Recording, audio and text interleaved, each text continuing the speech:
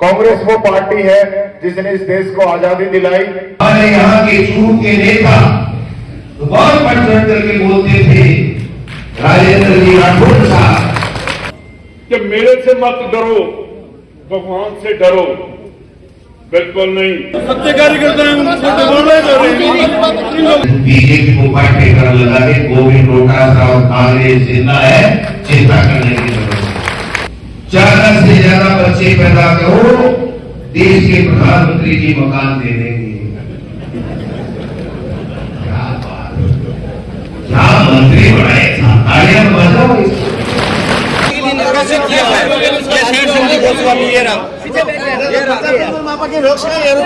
झूठ बोल लाओ उनके ऊपर बताओ, वरना बयानबाजी में कुछ नहीं होता भाई साहब।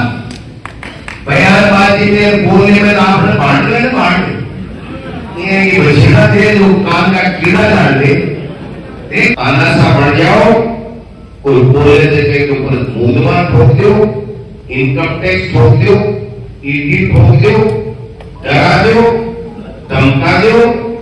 पेपर लीक में हमने कानून बनाया जिसके शीशे के महल होते हैं, वो कभी झोपड़ी वालों पर पत्थर नहीं फेंका करते। क्यों? आज के बाद में झूठी बकवास बंद होनी चाहिए, ये मैं कहने के लिए आया।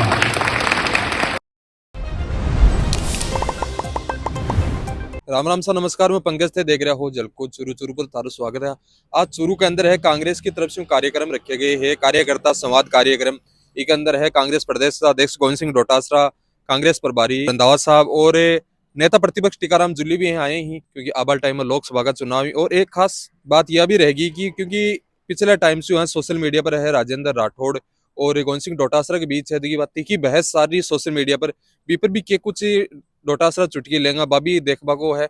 अपना इंतजार करेंगे कि चूरू के अंदर आए ही तो यहाँ उसके ही कोनी की बिना राठौड़ साहब पर बोलिया है गोविंद सिंह डोटासरा और स्टेज से रह जाएगा, क्योंकि कुछ न कुछ तो अपन जरूर मिलेगा देखबा। तो बड़े रोज जलको चूरू के साथ। कांग्रेस वो पार्टी है जिसने इस देश को आजादी दिलाई और आजादी की लड़ाई लड़ते लड़ते इस देश को यहां तक पहुंचाने का काम किया, वो कांग्रेस पार्टी। आज कांग्रेस का दिया हुआ सब कुछ लेने के बाद ऐसे प्रधानमंत्री हमारे बने हैं जो ये कहते हैं कांग्रेस ने 70 साल में क्या दिया। सबसे पहले मैं कहना चाहूंगा, कांग्रेस सरकार ने वो लोकतंत्र दिया है जो आप जैसा व्यक्ति भी इस देश का प्रधानमंत्री बन सकता है, कांग्रेस की देन। जिस हवाई जहाज में उड़ रहे हो वो कांग्रेस की देन है, जिन गाड़ियों में चल रहे हो वो कांग्रेस की देन है, जिन सड़कों पर चल रहे हो वो कांग्रेस की देन है। और आपने हमें ऐसा मुख्यमंत्री दे दिया पर्ची से जो थानों में जाके सिपाहियों की हाजिरी भर रहा है, ये आपकी देन है, ये बीजेपी की देन है। इतिहास में आज तक ऐसा मुख्यमंत्री कभी नहीं बना होगा जो थानों में जाके सिपाहियों की हाजिरी भरता। और हाजिरी भरने के लिए तो आप लोगों ने इतनी बड़ी ताकत दी है मुख्यमंत्री को, लेकिन थानेदार की कुर्सी पर बैठ गए। लोग सोचते हैं कि हमने मुख्यमंत्री बनाया है, थानेदार बनाया जो उसकी कुर्सी पे जाके बैठे। ये हालत इन लोगों की। कभी कुछ बोल जाते हैं। जब इनका पहला इंटरव्यू था तो पत्रकारों ने पूछा इनसे कि आपकी प्राथमिकताएं क्या है, तो बोले हमारी प्राथमिकता महिला अत्याचार और भ्रष्टाचार है। ये इनके खुद के वर्ड है। जिनकी शपथ ग्रहण में प्रधानमंत्री को मुख्यमंत्री संबोधित कर रहे हो, जो 450 सिलेंडर देने की जगह 150 रुपए में सिलेंडर देने की बात करता हो, और यहां हमारे बीच में रंधावा साहब मौजूद है। एक बहुत जबरदस्त नारा है, सब लोग जानते हैं, पूरा सिख समुदाय जिसके लिए एकत्रित रहते हैं। बोले सो निहाल सत श्री अकाल, कह रहा है सत सत अकाल। धन्यो भाई, धन्यो तेरे प्रभु को। ये हालत इस सरकार की। पहले मुख्यमंत्री नहीं बना, फिर मंत्री नहीं बने, फिर डिपार्टमेंट नहीं मिले, अब डिपार्टमेंट मिल गया तो स्टाफ नहीं मिल रहा है अब तक। और क्या कह रहे हैं कि 100 दिन में कार्य योजना बना रहे हैं, 100 दिन की। राजस्थान का नक्शा पलट देंगे। 60 दिन तो हो गए भाई, 37-38 दिन बचे। ये तो इनकी स्थिति है। एक ऑर्डर निकलता है ओपीएस बंद, दूसरा ऑर्डर निकलता है नहीं ओपीएस बंद नहीं है। एक ऑर्डर निकलता है इस अधिकारी को ये चार्ज दिया जाता है, 5 घंटे बाद दूसरा ऑर्डर निकलता है नहीं ये इसको चार्ज नहीं दिया जाता है। 15 दिन पहले मुख्यमंत्री ने उप मुख्यमंत्रियों के स्टाफ लगाया, अभी परसों की लिस्ट में वो भी हटा दिए कि नहीं ये नहीं लगाए जाते। ये हालत है, कंफ्यूजन इनके यहां बना हुआ है। ये स्थिति प्रदेश के अंदर है। मैं आप लोगों से एक बात कहना चाहूंगा, ये राजस्थान की धरती जो है वीरों की भूमि है। बड़े से बड़ा संकट आया और राजस्थान का व्यक्ति कभी पीछे नहीं हटा है। आज देश के ऊपर संकट है। देश के अंदर बाबा साहब अम्बेडकर का बनाया हुआ संविधान आज खतरे में है और देश के संविधान पे संकट है तो इस देश के हर एक व्यक्ति पे संकट है। बीजेपी झूठ बोल ना उठी कोई बताओ, एक झूठ नहीं, 2 झूठ नहीं, 5 झूठ नहीं, 10 झूठ नहीं, सैकड़ों झूठ बोल रहा हूं। और आपको एक थोड़ी आपके पार्षद लेवल को आदमी झूठ बोलना शुरू करे, नए पार्षद बड़ा को भी झूठ बोलना शुरू करे और ऊंचे प्राणी जाता टोकी प्रदेश का प्रधानमंत्री था भी झूठ बोलना लागू होता है। बोले कोई आपका नेता मर्यादा पुरुषोत्तम प्रभु श्री राम की बात करें, तमाम करें, छोटे से बड़ा, और मर्यादा करवा को काम भी करें। आगे कोई मर्यादा नहीं है, कोई बात लागू नहीं है। झूठ बोलो, भाई से भाई से लड़ाओ और राज पर कब्जो करो, तानाशाह बढ़ जाओ, कोई बोले जगह के ऊपर मूल्यवान ठोक दो, इनकम टैक्स ठोक दो, ईडी ठोक दो, डरा दो, धमका दो और झूठ बोल रहा आपने इमेज का एक ही काम है। अब आप बताओ, 2 मुद्दा के ऊपर है पूरी 12 महीना 2 साल 3 साल कंपेन चलाए, ये चलाए 2 मुद्दा को, कानून व्यवस्था, भ्रष्टाचार, पेपर लीक, 28 मुद्दा। दूसरा मुद्दा हो गए, दूसरा एक ही मुद्दा है जो आपके संविधान में लिखे हुआ है भाजपा और आरएसएस के, झूठ बोलो, हिंदू मुस्लिम करो, कब्रिस्तान शमशान करो, पाकिस्तान हिंदुस्तान करो और लड़ाओ आपस में, जाति से दुर्भावना फैलाओ और राज कब्जा कर लो। राज तेरे बाद में मारे डरा तेरे खिलाफ मुकदमा हो जाएगा, तेरे को जेल में डाल देंगे, तेरी जांच हो जाएगी। हम पाठ्यक्रम को चेंज करेंगे और हमारे आरएसएस के संस्थापक और उन महान आरएसएस के नेताओं का नाम इसमें जोड़ेंगे। मैं कहना चाहूं भाई जी, आज राजस्थान के मायने गोविंद डोटासरा जन शिक्षा मंत्री बने हो तो राजस्थान की 12वीं तक की स्कूलों में एनसीईआरटी सिलेबस लागू कर रहे है। आज एनसीईआरटी सिलेबस है जो भारत सरकार की संस्था है और भी के लिए भी को कॉपीराइट लेवा के लिए, सीडी लेवा के लिए पाठ्यक्रम की माने करोड़ों रुपया जमा कराना पड़ा है। आज पूरे देश में एनसीईआरटी पाठ्यक्रम है और राजस्थान में चाले जो 5 साल से कांग्रेस को पाठ्यक्रम को नहीं स्कूल में और खाली हिम्मत भी बोली कि तू बीजेपी को पाठ्यक्रम लगा के गोविंद डोटासरा और कांग्रेस जिंदा है, चिंता करने की जरूरत है। पेपर लीक में हमने कानून बनाया, हमारा कानून था 10 साल से उम्र कैद की सजा, 10 लाख रुपए जुर्माना। और इन्होंने आज लोकसभा के अंदर मुझे बताया गया, पता चला है कि आज लोकसभा में हमारे राजस्थान में कांग्रेस की सरकार के द्वारा कानून बनाने के बाद में ये केंद्र की सोई हुई सरकार जागी है और एक कानून लेकर के आए पेपर लीक का, जो इनको बहुत पहले लेके आना चाहिए था। वो पेपर लीक का कानून भी लेकर के आए हैं, जिसमें 1 साल से लेकर के 10 साल की सजा और 3 लाख से 5 लाख का जुर्माना।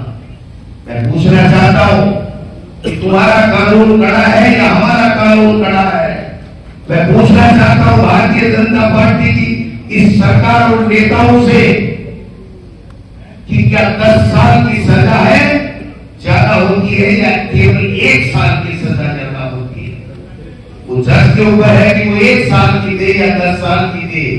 हमने कानून बनाया कम से कम 10 साल की, और जब राजस्थान की सरकार ने कानून बनाया तब जाकर के इन्होंने वहां जाकर के आज केंद्र में कानून बनाने की बात की। ये पहले नहीं कर सकते थे?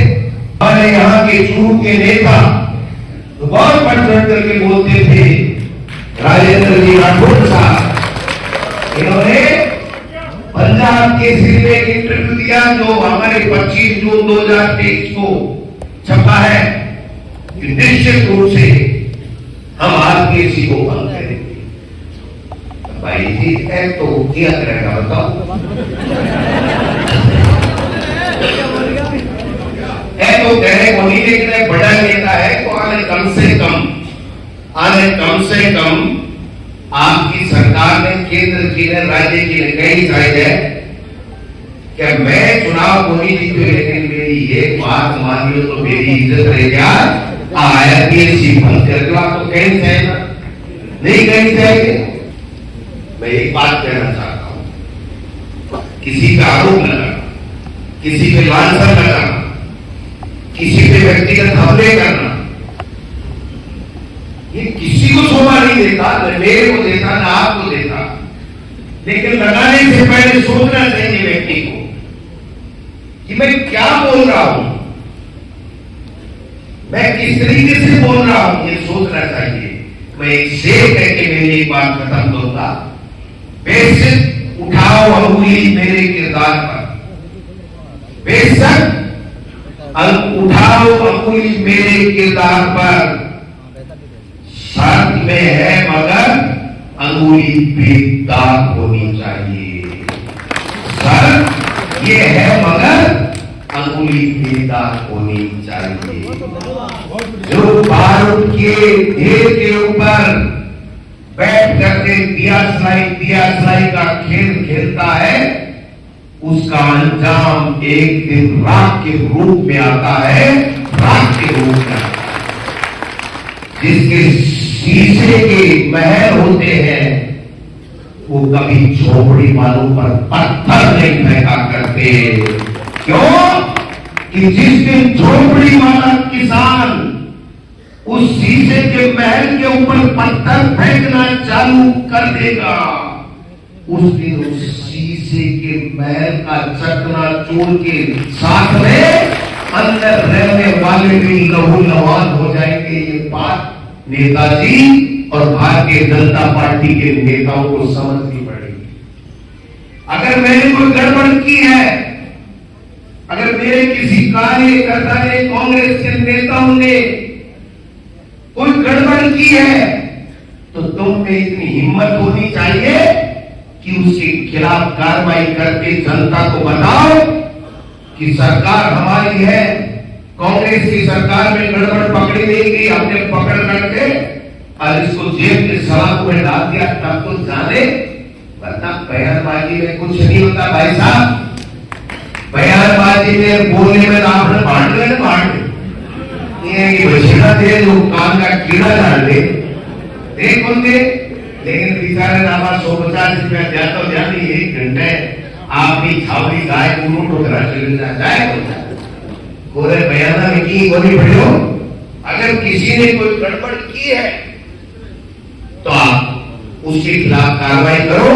मैं चूरू की इस धरती को प्रणाम करता हूं, इस चूरू की इस धरती को प्रणाम करता हूं कि एक बेटी मेरे घर में आई जो मेरे घर में रोशनी पैदा कर दी। मैं आपको धन्यवाद देना चाहता हूं कि मुझे इस लायक समझा कि चूरू की बेटी देकर के मेरे घर को उजियारे से आप लोगों ने भर दिया। ठीक है, कोई क्या कहता है छोड़िए। अभी राठौड़ साहब ने एक बात कही है, मैं अक्सर से उनकी बात पे बात मिलाता हूं। उन्होंने कहा कि किसी को व्यक्तिगत किसी में लांछन नहीं लगाना चाहिए, अगर प्रमाण हो तो सामने लाकर के कार्रवाई करनी चाहिए। आदरणीय मेरे बड़े भाई राठौड़ साहब, मैं 2.5 साल से यही तो आपको समझा रहा था, मैं यही तो कह रहा था, काश आप पहले समझ जाते। आज समझे तो भी अच्छी बात है। मैं फिर कहना चाहता हूं, गोविंद डोटासरा के खिलाफ अगर इस सरकार में किसी भी व्यक्ति के पास में कोई गड़बड़ करने का कोई प्रमाण हो तो वो ला करके प्रेस कॉन्फ्रेंस करे, बोतलें दर्ज कराए, जो मर गया सो करे, लेकिन आज के बाद में झूठी बकवास बंद होनी चाहिए। ये मैं कहने के लिए आया। मैं पसंद नहीं करता किसी के खिलाफ। मेरे पिताजी शिक्षक हैं, उन्होंने मुझे संस्कार दिए, शिक्षा दी है। मैं ग्राम वाल्मीकि विद्यापीठ कोठारी में 10वीं तक पढ़ा हूं। बहनाथ जी जो हमारे नाथ संप्रदाय के हैं, वो मेरे हेडमास्टर थे, तो आज लक्ष्मणगढ़ में नाथ आश्रम चलाते हैं। हमने कभी भी किसी के ऊपर अनर्गल आरोप नहीं लगाया। अगर राजनीति के अंदर इतनी मर्यादा अगर हम नहीं रखेंगे तो जनता हम पे थूकेगी कि हमने तो हमारे काम करने के लिए, विकास के लिए आपको नेता बनाया था, जनप्रतिनिधि चुना था। आप तो खुद ही व्यावसायिक खेलने लगे। इसलिए मैं संकल्प हूं इस बात के लिए कि मैं अनर्गल किसी पे न आरोप लगाता हूं, न लगाया है, न लगाऊंगा। लेकिन मेरे भाई, किसी का मखौल उड़ा करके बड़े नेता नहीं बना जाता। ये मेरे गुरु ने मेरे को बताया था, जो मैं तो याद रखता हूं, लेकिन बाकी आपको भी रखनी चाहिए। समय आ गया है, लोकसभा का चुनाव है। और भाई जी, लोगों के मन में है कि चूरू लोकसभा कांग्रेस जीतनी चाहिए। चूरू लोकसभा कांग्रेस।